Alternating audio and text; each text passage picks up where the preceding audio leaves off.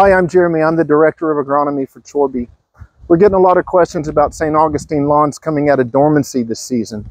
We had a pretty serious drought last year, combined with some temperature changes over the winter time that caused a lot of these lawns to really suffer.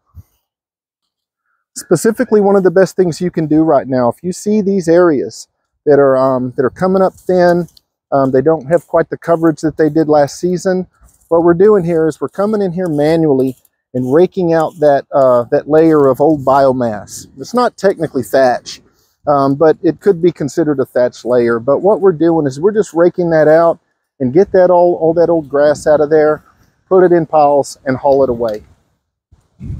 We'll be posting some new updates as we move through this spring and as we see how this grass recovers.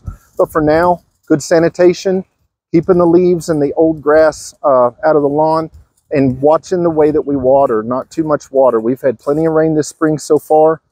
Keeping the lawn from staying wet all the time and good sanitation are going to be the keys to allowing this to recover the best possible.